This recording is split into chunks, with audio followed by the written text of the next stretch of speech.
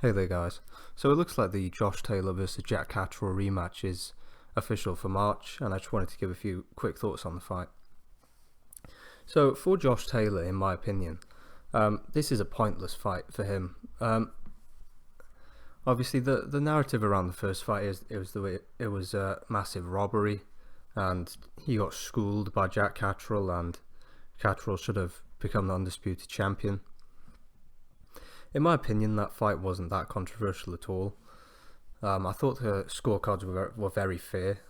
I could have seen the fight going either way, but it was very close either way. It was a sort of 7-5 to Taylor or 7-5 to Catterall. It wasn't like some sort of 10-2 schooling by Catterall. It was actually very, very close. It was just that the commentary influenced people. Because the Sky Sports commentary had decided that it was a masterclass by Jack Catterall from the first round. So, if you look at what Americans were saying after that fight, their commentary was, the ESPN commentary and whatnot was quite fair. And I think Andre Ward on the ESPN broadcast actually had Taylor winning the fight. So, it just depends on what station you watch that on, whether you're influenced by the commentary and whatnot. But I thought it was a close fight. But the point is that Taylor's doing this to appease the boxing fans in the UK, but the boxing fans in the UK are very fickle. A lot of them after the fight jumped on the Jack Catterall bandwagon, and if he's trying to appease the boxing fans to get them on side again, I mean, we've already seen rematches in the past. I mean, people still say to this day Tyson Fury lost to John McDermott in the first fight, despite him stopping him in the rematch. And people say Paul Smith beat Arthur Abraham in the first fight, despite him losing very, very clearly in the second fight. I thought Paul Smith lost the first fight as well, but the point is that it doesn't matter if Josh Taylor stops Jack Catterall in one round in the rematch. People aren't going to just forget the first fight happened. And obviously because Josh Taylor is really struggling to make 140 at this point. Obviously on the scales at the weigh-in for the first fight, he looked completely weight drained. He looked ill, and he obviously really struggled to make the weight. You know, he's what is he, 32 now?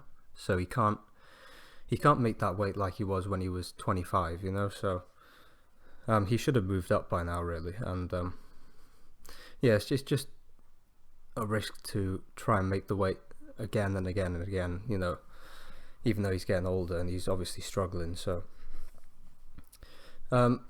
Hopefully this will be his last fight at 140, because it's obvious that 147 is his future division. And as for Jack Catterall, I mean, he failed to beat the worst version of Josh Taylor ever seen in the ring. His performance on that night, he held more than any British fighter I've ever seen, and he initiated over 20 headlocks.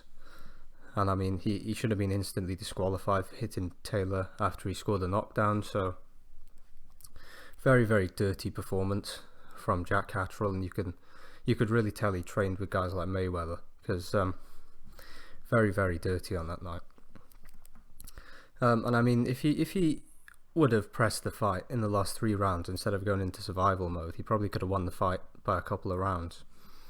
But it just looked like he wanted to go the distance, and he hasn't stopped complaining on social media after the fight. And obviously he's had all the Sky Sports fanboys on side. So, for him, this fight isn't really... He better hope that Josh Taylor is completely weight trained again and puts in another crap performance, because, I mean, that's his only chance of winning. I think if the Josh Taylor from the Jose Ramirez fight or the Regis Prograis fight had shown up, I don't think Catterall lost the distance. So, yeah, for him it's probably just, probably just going to be another hold as much as Vladimir Klitschko did against Povetkin and try and last the distance.